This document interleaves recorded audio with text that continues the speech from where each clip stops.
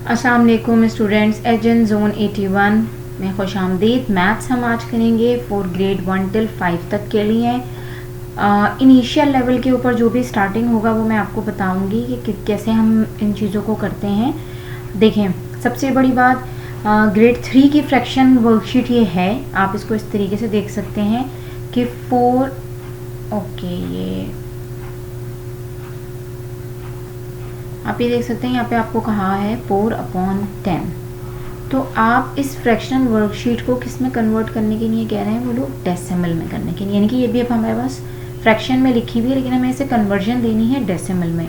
तो आप ये कह सकते हैं कि मैं 4 को डिवाइड करूँगी 10 से, तो मेरे पास डेसिमल का आंसर आ जाएगा। आपको पता है 10 बड़ा है और 4 छोटा है। इट मीन्स मुझे पॉइंट लेके इसको 40 बनाना होगा।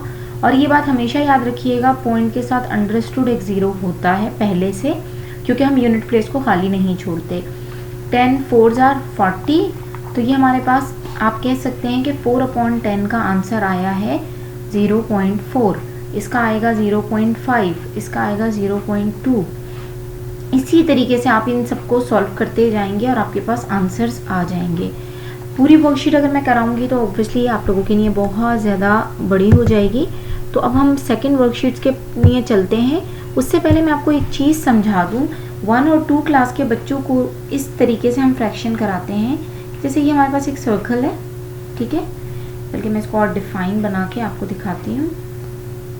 अब आप ये देख सकते हैं कि ये एक सर्कल बनाया है मैंने यहाँ पे, और अगर मैं इसको कहती हूँ कि मेरे पास ब्लू में ही रहेगा, और अब मैं अगर यहाँ पर आपको ये कहती हूँ कि ये पूरा जो एक पार्ट है ये इसका ब्लू है, तो मेरे पास ये 4 इसके टोटल पार्ट्स हैं, तो वो मेरा डेनोमिनेटर बन जाएगा और जो एक शेडेड है वो मेरा न्यूमरेटर बन जाएगा।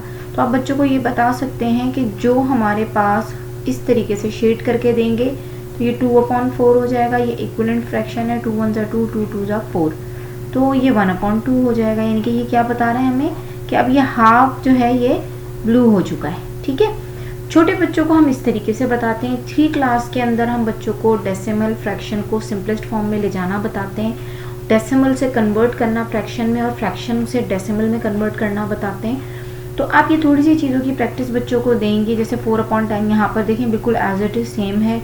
ये 0.3, ये देखें ये 0.3 हो जाएगा, 0.6 हो जाएगा। ये इस तरीके से 10 जो है वो सिर्फ पॉइंट मूव हो जाएगा। इसकी एक और ट्रिक भी हम बच्चों को सिखाते हैं, वो ये होती है कि जैसे अगर हमारे पास यहाँ लिखा हुआ है 2 और ये है 10, तो हमारे पास पॉइंट असल में यहाँ मौजूद है। तो जब 10 है, एक पे पॉइंट हमारा आगे चला जाएगा, ठीक है। आप ये कह सकते हैं कि जब हम उसको 2 को डिवाइड कर रहे हैं 10 से, पॉइंट यहाँ आ गया, 0 अंडरस्टूड है, हमारा आंसर आ जाएगा 0.2। ये इसकी एक शॉर्टेस्ट ट्रिक होती है। बेहतर है बच्चों को डिवीजन से ही करना आए। नेक्स्ट वर्कशीट पे चलते हैं।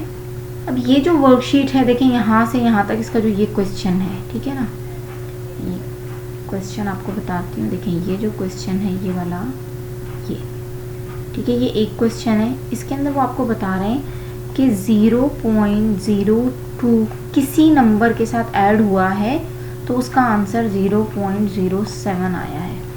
तो एक बहुत सिंपल से फॉर्म पे आपको ये पता है कि अगर यहाँ प्लस हो रहा है तो ऑब्वियसली अगर हम 0.07 से इसे माइनस करेंगे तो हमारे पास वो इज इट इज़ नंबर आ जाएगा जिसमें वो प्लस हुआ है, ठीक है।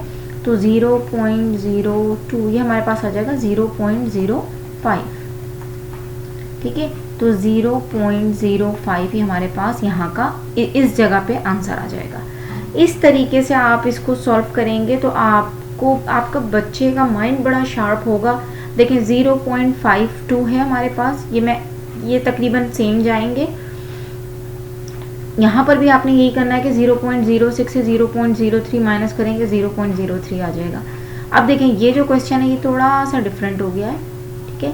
0.52 प्लस 0.57, यानी कि अब हमारे पास दोनों के ऊपर डिजिट मौजूद है। तो 0.57 बड़ा नंबर है, इसे आप बाहर रखेंगे। 0.52 को आप माइनस कर देंगे, आपको यहाँ पे 5 मिल जाएगा, यहाँ 0, यहाँ पॉइंट, तो इसका मकसद यहाँ आ जाएगा 0.05, ठीक है। इसी तरीके से आप इसको सॉल्व कर लेंगे।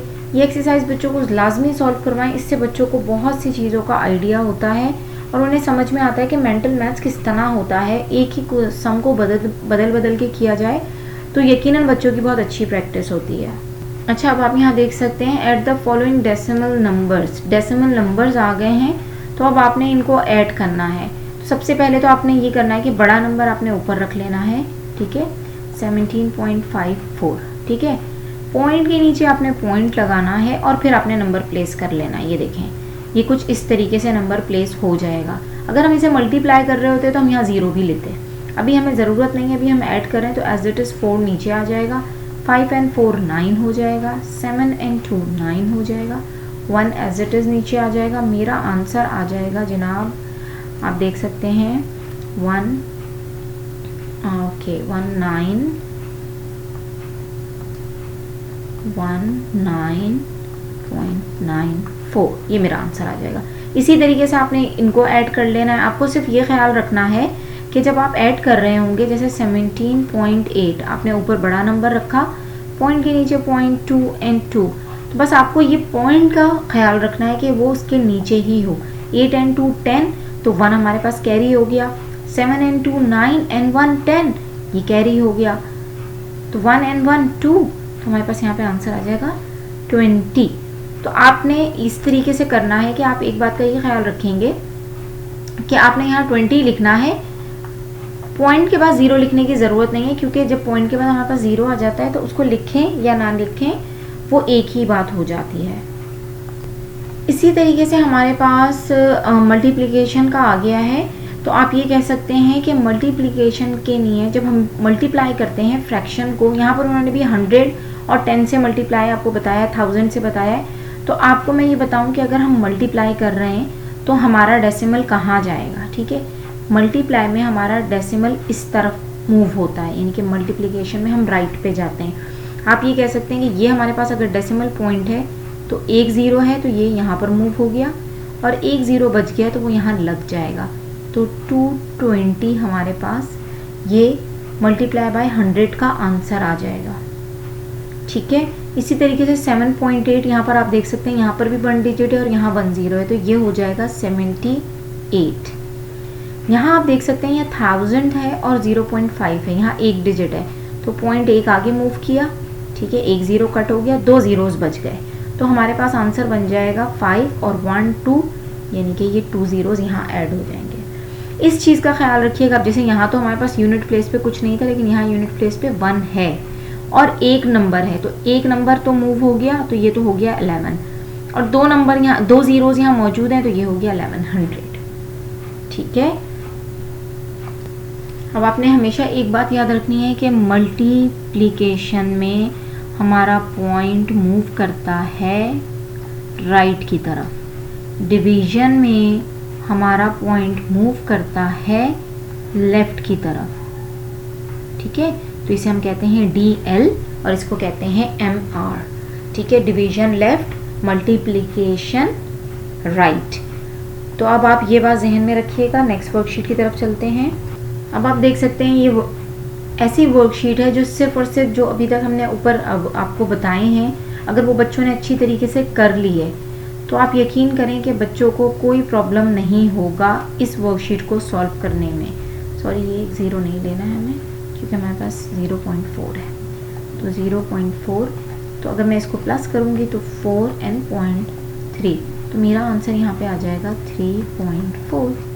इसी तरीके से वो पूछ रहे हैं what is the value of the digit 4 in the number. तो आपको पता है ये 10th वैल्यू पे है, 7 + 0.3, तो ये हो जाएगा 7.3, ठीक है। 0.6 इक्वल टू हाउ मैनी टेंथ्स, 6 टेंथ्स। इसी तरीके से ये प्रैक्टिकली आपने बच्चों को सॉल्व करानी है।